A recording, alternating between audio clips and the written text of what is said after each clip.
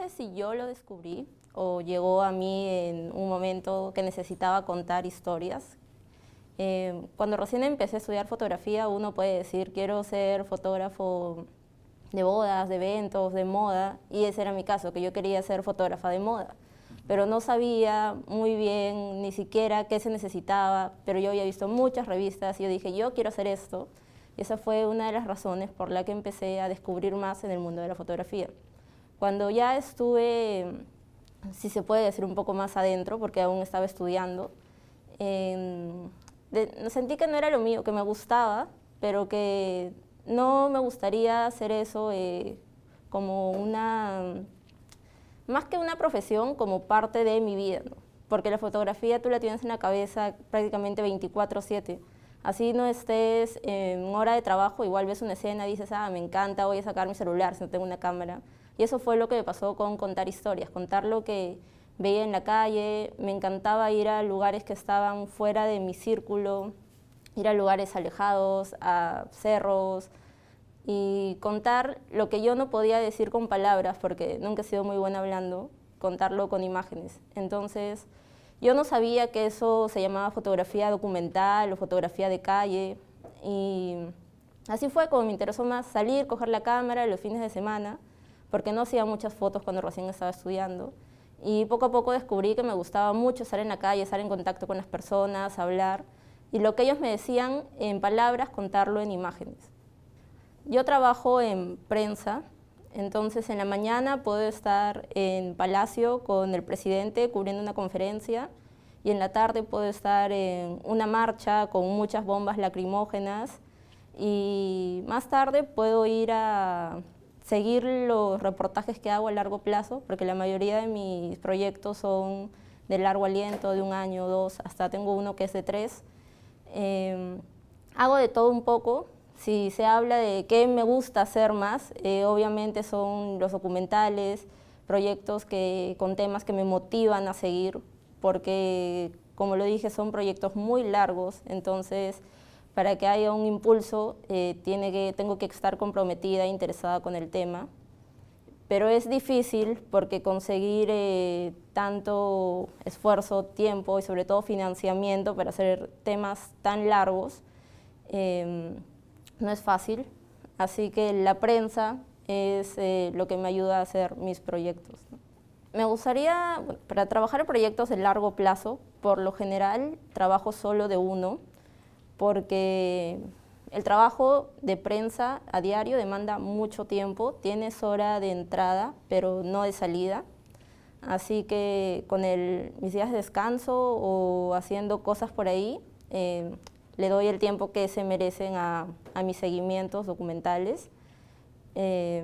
Conozco a personas que trabajan más de uno, pero es muy agotador en estado físico, porque no solo es ir a hacer clic, sino también tener toda una logística, qué equipos vas a llevar, analizar el lugar, si es oscuro, si necesitas llevar luces, qué lentes, leer, informarte, investigar sobre el tema, porque no puedes llegar a un lugar y decir, ok, vine a hacer fotos, sin antes saber para qué lo estás haciendo, por qué lo estás haciendo.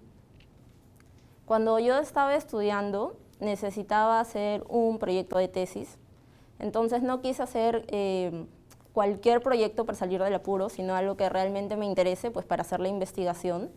Así que inicialmente hice el caso de Barrios Altos, el seguimiento, porque era algo que estaba en Lima, algo que estaba cercano a mí y que tenía información. Contacté a los familiares, que no fue fácil, porque cuando hablé con la señora Rosa Rojas, que es la madre de 2 fallecidos, su esposo y su hijo, me dijo que ella ya había cerrado esa historia y que prefería no hablar del tema porque le traía mucho dolor. Entonces yo, entendí obviamente su punto y empecé a visitarla porque ella vende golosinas en un puesto, y empezamos a conversar, fuimos a algunos eventos de memoria juntas, y así fue como al final me dijo, ok, quiero que me hagas las fotos. Le hice unas fotos, le hice un pequeño seguimiento, y ese fue el inicio, creo, de todo, porque después terminé de estudiar y quería seguir metiéndome al tema, así que pasé casi medio año leyendo muchos capítulos de la CBR, investigando por otras fuentes, Y en un viaje que llegué a Ayacucho, a una comunidad que se llama Uchu, antes de ir quería buscar información referente al caso, nombres de sobrevivientes, nombres de víctimas, y no había mucha información. En internet encontré algunos portales, en la CBR no figuraba, y les pregunté a algunas personas que estaban trabajando en derechos humanos dónde podía encontrar más sobre el caso de Uchu, y me dijeron que no estaba registrado. Entonces, al viajar me pareció muy importante tener estas fotos porque actúan como un documento tan valioso como el escrito, porque otras personas van a poder enterarse qué pasó, ya que esta historia no figura en muchos libros. Y así fue como empiezo a comprometerme más con este tema de las víctimas y de la violencia, porque siento que a través de las fotografías pueden llegar a más personas. De repente muchos no tienen el interés de coger un libro, abrirlo, leerlo, o otra barrera también es el idioma, ya que las fotografías han llegado a otros lugares y personas de diferentes países que no sabían absolutamente nada de la historia han llegado a conocer la realidad que ha vivido Ayacucho.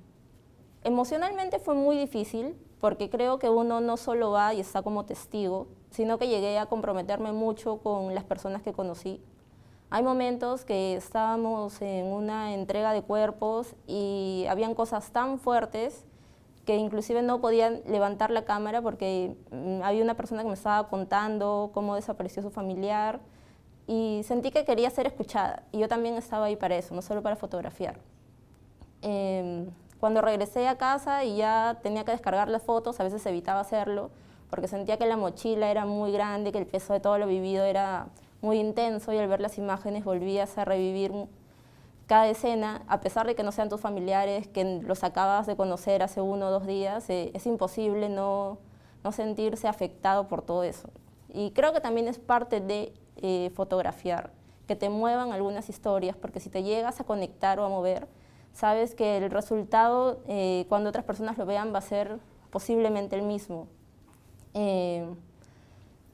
En lo técnico también fue difícil porque llevar mucho equipo a lugares tan alejados y muy altos donde tienes que caminar 1 o 2 horas porque un vehículo ya no puede entrar, también es difícil. Me acuerdo que en un viaje llevé un portafondo, unos parantes, un trípode, que después ya no volví a hacerlo porque era demasiado esfuerzo. Unos amigos me ayudaron a llevarlo y nos turnábamos y al final nadie quería llevarlo, nadie quería traerlo. Así que no sé si fue tan recomendable, pero cada viaje fue una experiencia diferente.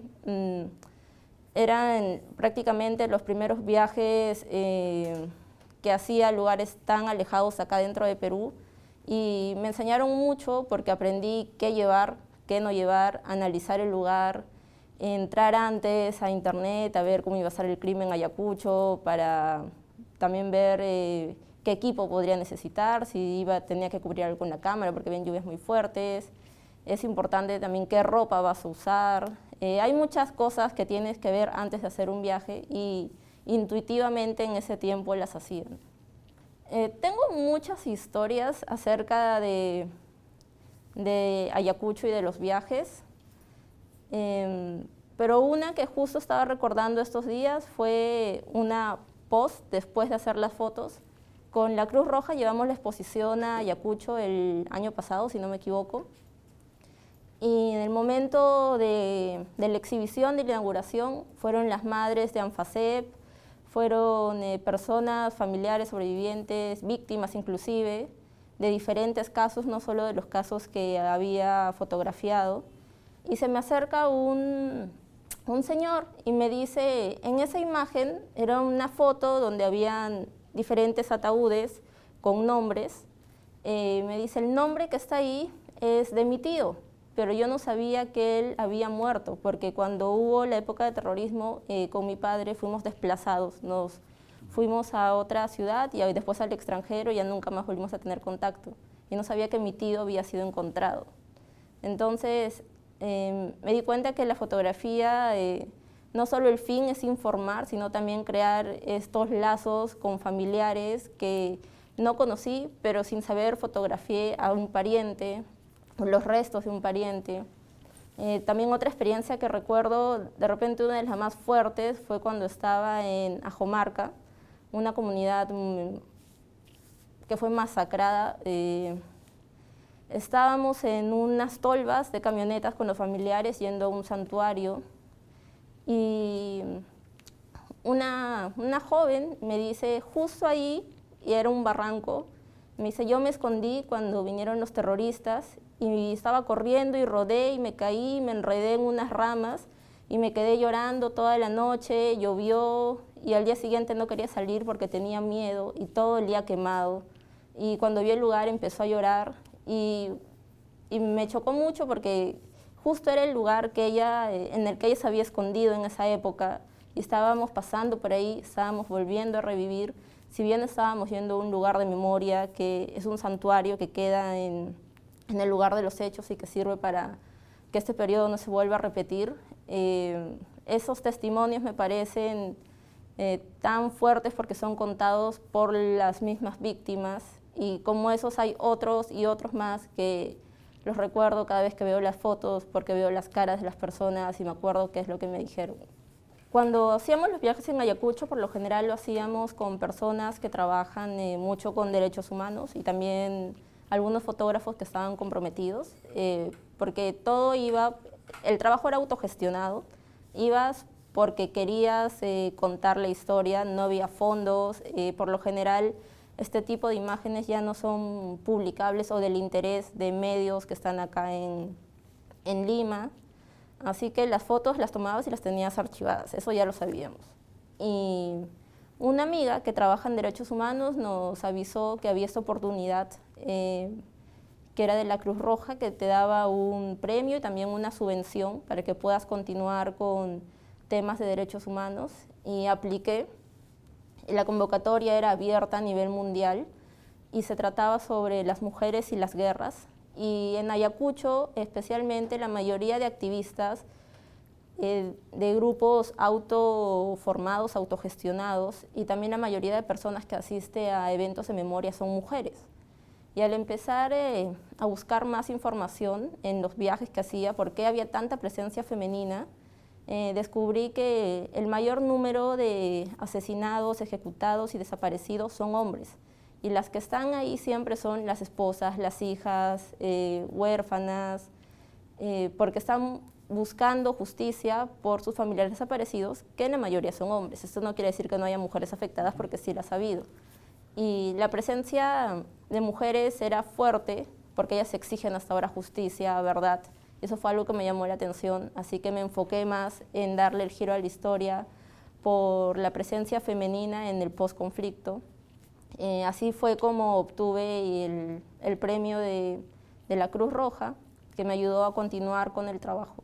La premiación fue en Francia junto a un festival que se llama Visa pour Image, donde hay varias categorías, donde se premian trabajos de fotoperiodismo y fotodocumental que han sido resaltantes en cada año, ¿no?, en el mundo.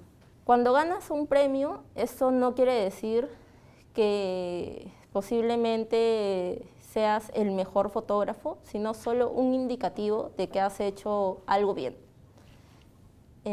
Cuando gané el premio de la Cruz Roja, en realidad creo que llegó en un momento exacto para mí, porque yo estaba con este proyecto de Ayacucho ya por 3 años, no encontraba dónde publicarlo, había sido todo autofinanciado, estaba ya prácticamente en no poder continuar más, en lo emocional, en lo financiero, en muchas cosas.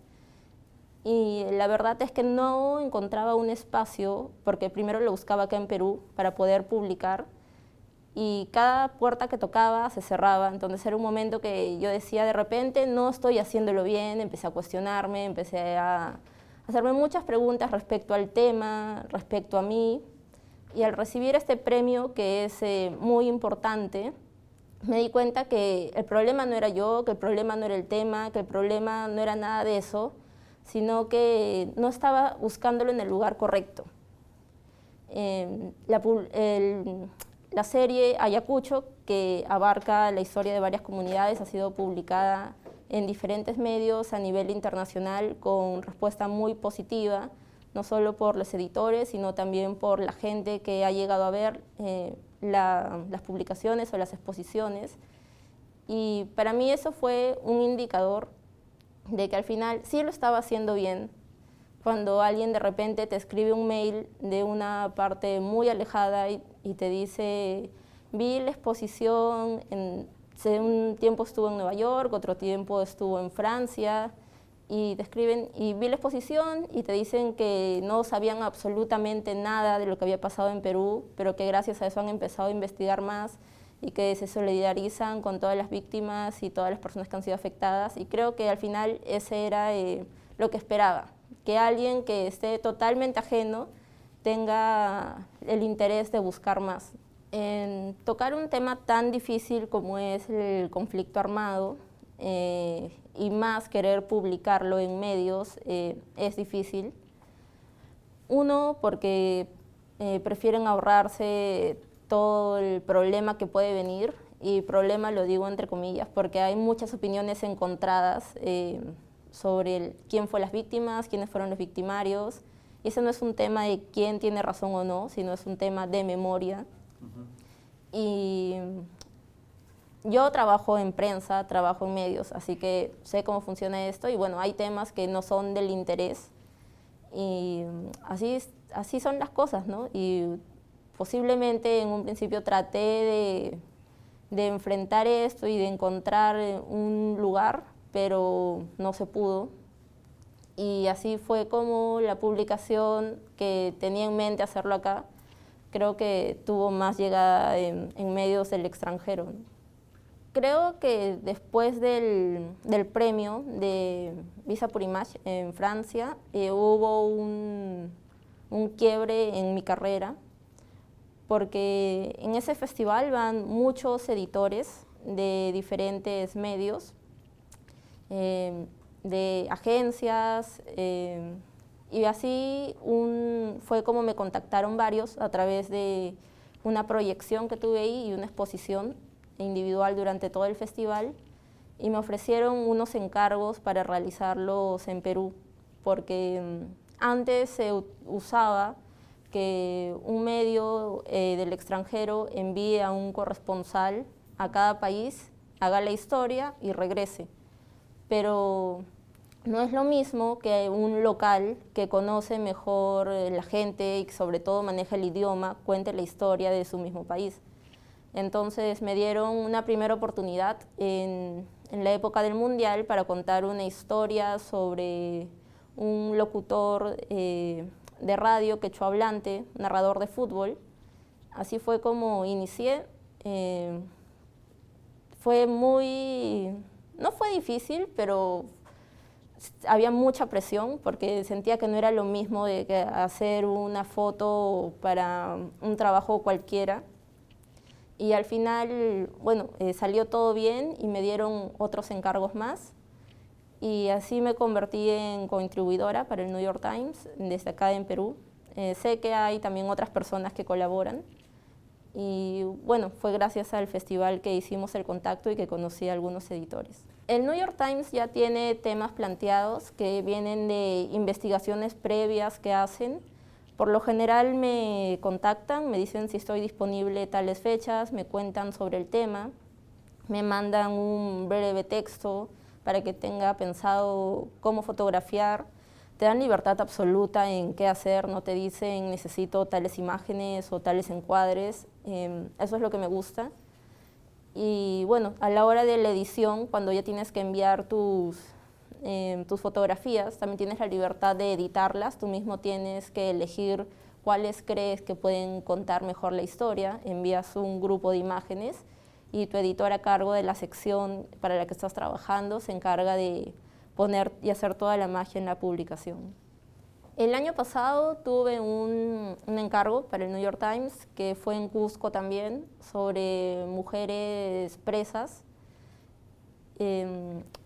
Hay una marca de ropa que les da empleo en los talleres que funcionan dentro de la prisión. Hay diferentes talleres, se dedican a hacer piñatas, tejidos, carteras, y bueno, estas chicas hacían ropa tejida con máquinas y también con detalles a mano, que era ropa de alta costura, porque eran con lanas y con telas muy finas.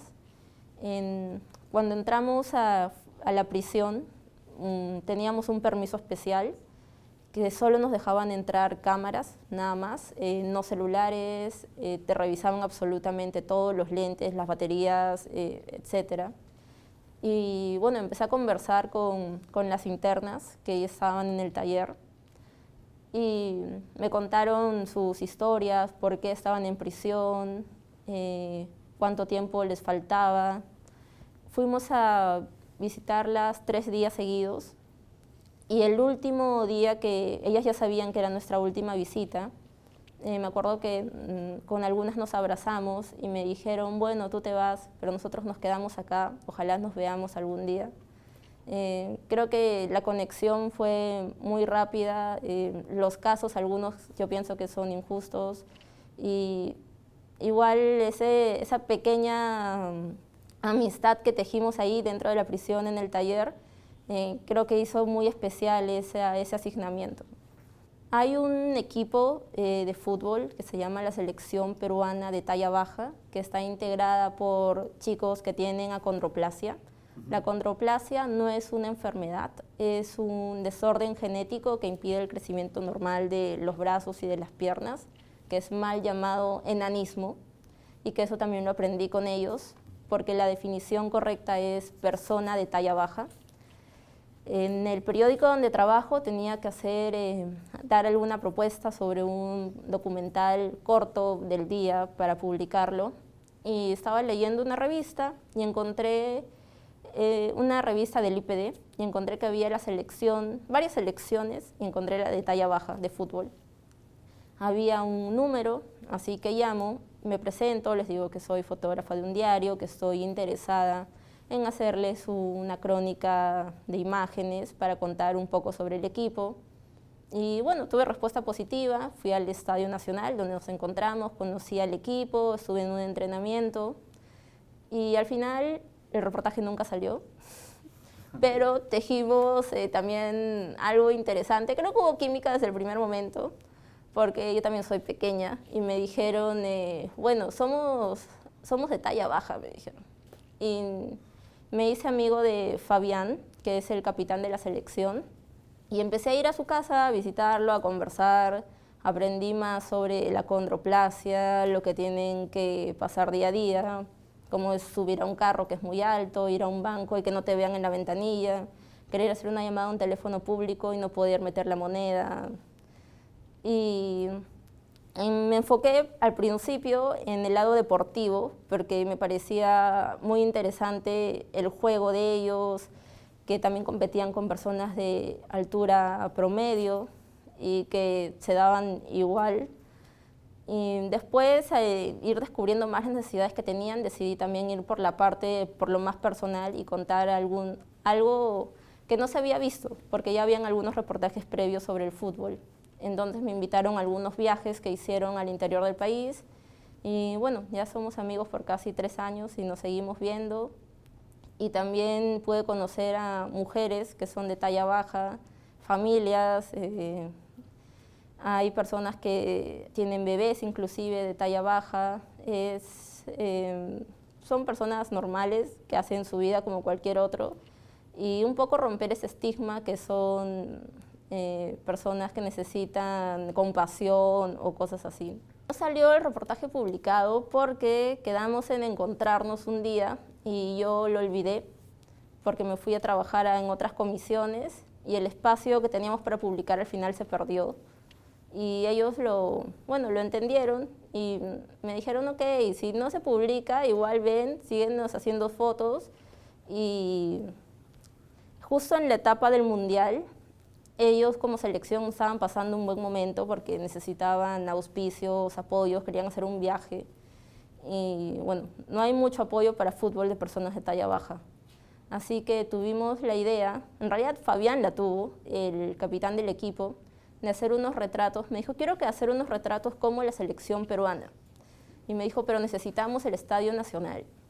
Y él lo gestionó, no sé cómo lo consiguió, pero nos prestaron el estadio por un par de minutos. Estaba demasiado oscuro y había llevado algunas luces, pero obviamente no podía iluminar todo el estadio. Y le pedimos por favor a alguien que encienda por solo 10 minutos las luces generales y nos dijeron, ya, vamos a encenderlas, pero 10 minutos. El estadio estaba un poco iluminado y hicimos unos retratos que son algo similares a los de la selección, una sesión que se hicieron en el estadio, y solo teníamos una camiseta que cada chico se la prestaba y se la ponía para hacerse la foto. Y esas imágenes ellos las han utilizado para hacerse unos carnets de acreditación que son futbolistas. En el POI LATAM es un concurso que premia las mejores imágenes y series de Iberoamérica. Hay una categoría que se llama deportes, se divide en dos, deportes de fotos individuales y deportes de serie. Y este año mandé este trabajo que llevamos haciéndolos del 2017 con los chicos a la categoría series.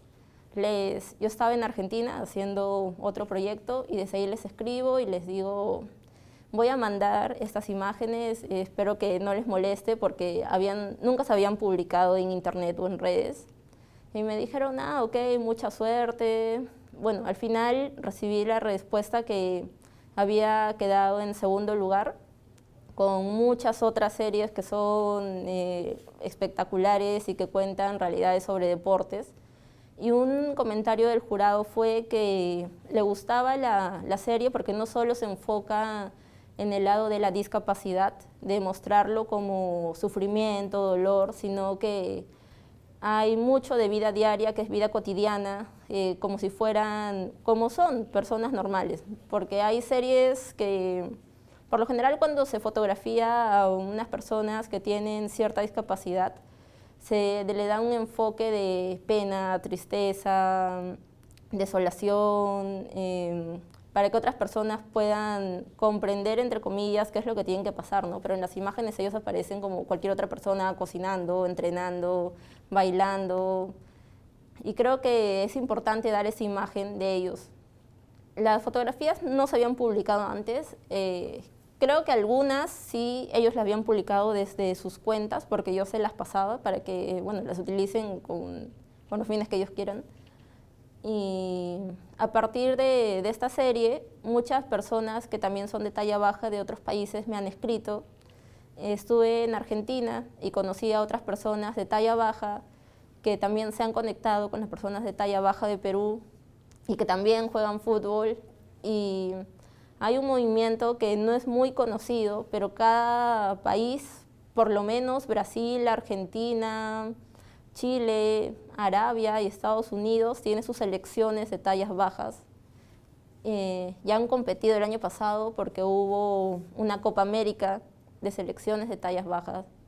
Y bueno, aún no es del interés, creo, de todos, no es muy particular ver esto y mucha gente no lo apoya porque son jugadores y necesitan muchas cosas como nutrición, entrenadores, el traje, la camiseta, todo para jugar y bueno, no es fácil conseguirlo, ¿no? Este año estuve en Argentina 3 meses viviendo allá porque estaba haciendo un documental sobre derechos reproductivos gracias a un grant de Women Photograph, que es una comunidad a nivel mundial de fotógrafas que da oportunidades especialmente a mujeres porque hay una brecha de género muy grande en el fotoperiodismo, en la foto documental. Y con esta subvención quería hacer un reportaje sobre madres jóvenes y el derecho a decidir. Y lo elegí en Argentina porque Argentina tiene una tasa muy alta de embarazos adolescentes, que según la ONU un embarazo adolescente está asociado a la desigualdad, a la falta de educación y pobreza. Y Argentina no tiene muchas cosas de eso, tiene casi erradicado a personas analfabetas, no hay analfabetismo, bueno, la economía estaba muy bien, así que me llamó la atención por qué este país tiene una tasa tan alta de embarazos adolescentes, a pesar también de que hay un movimiento feminista enorme, los pañuelos verdes, y fui a hacer este reportaje que al parecer creí que iba a ser mucho más fácil, pero ha sido uno de los mayores retos que he tenido porque estaba en un país diferente, no tenía muchos contactos, bueno, no conocía los lugares y al final logré contactarme, creo, con las personas indicadas, con chicas que también querían contar, madres jóvenes que querían contar sus historias, con personas que son integrantes de los grupos feministas, de los pañuelos verdes, de los médicos por el derecho a decidir, que apoyan a interrumpir embarazos no deseados. Y son unas fotos que aún no salen publicadas porque se está terminando de editar el proyecto, pero me ha llevado 3 meses hacerlo, 3 meses enteramente dedicado a esto. La edición en un trabajo documental y de prensa es muy diferente. Cuando edito algo de prensa, cuando estoy trabajando por el periódico o alguna agencia que necesitas tener como prioridad la inmediatez, enviar las imágenes muy rápido porque hay una competencia muy fuerte de qué medio la publica primero en sus portales. Obviamente eliges, tú ya sabes cuál es la imagen del día o del momento y bueno, para mí es mucho más fácil porque desde mi cámara la transmito vía Wi-Fi a mi celular o si no, si tengo una laptop, las bajo y las envío directamente a mi editor. Y son cosas en realidad de minutos. No me cuesta mucho decidir porque automáticamente mientras hago la foto dentro de mí digo, ya sé que esta es la imagen que voy a enviar y después voy a enviar esta y en mi cabeza voy ordenando cuál es la imagen 1, la 2, la 3, la 5 que voy a enviar. Pero cuando hago algo documental, no pienso así, no digo esta imagen es la que voy a elegir o esta otra, simplemente veo momentos que me gustaría registrar para poder después contarlos y cuando ya estoy en mi casa trato de no ver las imágenes tan rápido porque todavía estoy con todas las cosas que he escuchado, que he visto, que he olido, sensaciones y me doy un tiempo para calmarme, todas las imágenes las subo y empiezo a ver una por una, puedo verlas hasta 5 veces y hago una edición mental, después las imprimo, las que creo que pueden tener algún potencial para contar algo, y hago una edición en una mesa con las imágenes impresas, porque así siento que trabajo mucho mejor. Descarto, bueno, hay muchas cosas a tener en cuenta para descartar, ¿no? Las imágenes ya se supone que tienen que estar técnicamente correctas según lo que uno quiere decir. Hay imágenes que pueden estar en movimiento, fuera de foco y que necesariamente no significa que estén mal, sino que son parte también del proyecto. Descarto por situaciones similares, las agrupo por día, noche, por día, por qué días las tomé. Y así me demoro de repente varios días en hacer la edición. También pido consejos de amigos cercanos, de fotógrafos, de mis mentores, y su opinión me aporta mucho, a veces no es definitiva en la selección, pero me ayuda a esclarecer algunas ideas. En la fotografía documental o de prensa hay reglas que de repente algunos no las saben, pero están establecidas.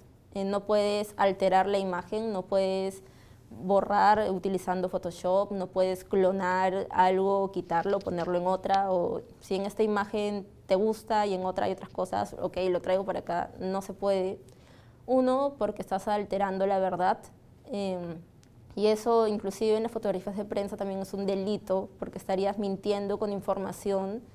Si yo le tomo una foto, no sé, por ejemplo, a un político o alguna protesta y digo, ok, no me gusta esto, así que voy a clonar y poner, puedes meterte en graves problemas, no solo tú, sino también tu medio. Y también en la fotografía documental, si haces algo parecido, estarías pues engañando a las personas que van a ver tu serie, ¿no? Porque la foto ya no estaría como fue la situación real. También hay muchas cosas en las que yo estoy en contra, como mover a los personajes o decirles actúa de tal manera, mira para abajo o haz tal cosa. Por lo general quiero que las situaciones fluyan lo más natural posible y jamás dirigiría a alguien para que haga algo para mis fotografías. En la fotografía documental es un campo de repente no muy explorado acá en Perú. Conozco a muchas personas que admiro su trabajo y los sigo pero como no es muy retribuido económicamente, sé que se pierden a muchas historias que son importantes de contar y que bueno, las personas obviamente tienen que vivir de algo y prefieren hacer algo que sea más rentable.